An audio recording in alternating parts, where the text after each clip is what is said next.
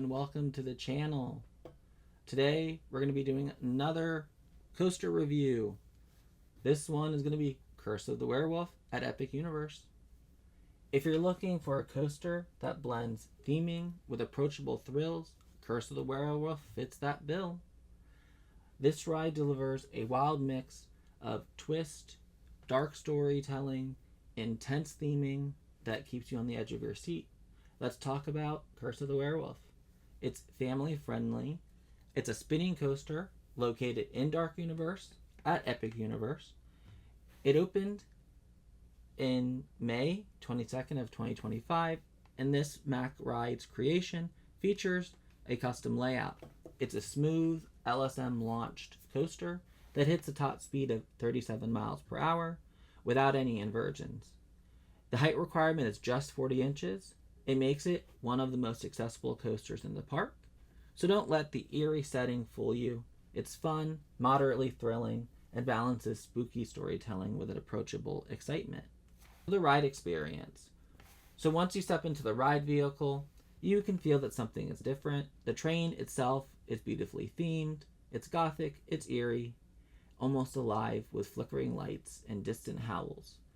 And from the moment you leave the station, you pull into a high-energy chase that never lets up. This isn't your average family coaster. It's a spinning launched coaster with a dark and creepy twist.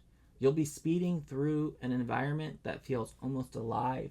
Shadowy forest, ancient ruins, cursed villages, all swirling around you as your car rotates unpredictably. It's not a terrifying ride, but it keeps you on your toes. What really sets it apart is the atmosphere and practical effects. You'll feel gusts of wind, sudden change in temperatures, maybe even smells as you pass through them. The lighting and sound are incredibly immersive, syncing perfectly with the action and giving you that cinematic, universal feel. The ride's about 90 seconds. It's short, a little intense, and there's no wasted moments. It's smooth, fun, filled with many clever details that you'll definitely want to ride again to catch. I was grinning the whole time and laughing and having a lot of fun while on the ride when I first rode it. It's fast, it's just enough of the excitement, and it's really smooth. And honestly, I love spinning coasters, and I always love how they add an element of chaos to it. And there's some good show scenes in it. But personally, for my review, as a coaster enthusiast, I'd say, yeah, I would ride it. But I really wouldn't wait under 30 minutes for it. And while it's fun and smooth and has that spooky flair and fits perfectly within Dark Universe, it's not something I'd wait in a long line for again. And it's one of the most family-friendly and accessible roller coasters in the park, which means it's always going to have a long line throughout the day.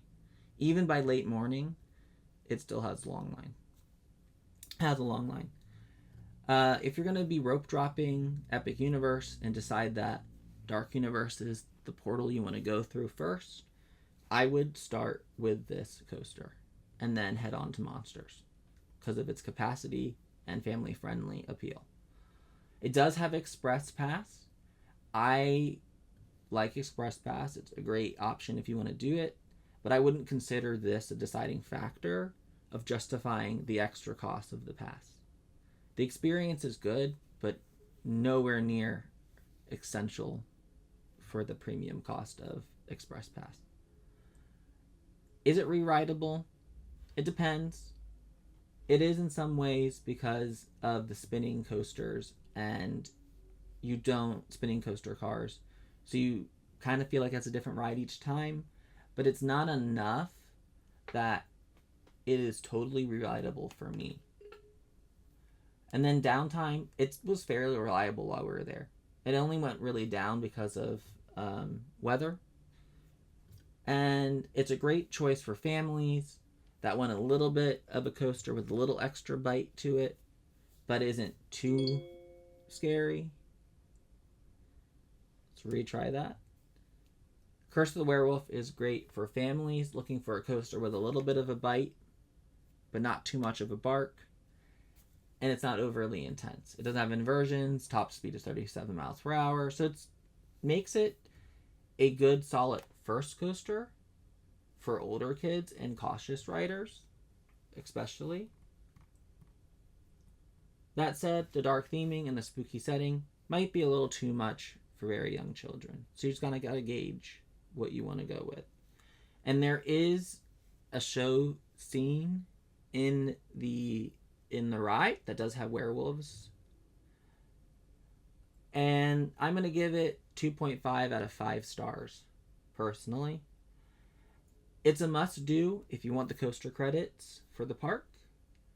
But you do have to know that it's going to be a long line. And one of the rides you kind of have to go to first to get that out of the way if you're doing these coaster credits. Personally, it left me wanting more. The ride moves so fast through its show scenes, especially the barn. You don't get to absorb every minute of that.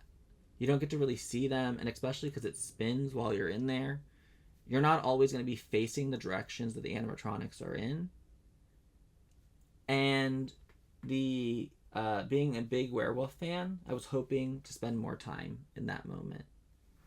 Visually, also, the ride's netting is a bit of an eyesore, especially in an otherwise beautifully designed land like Dark Universe.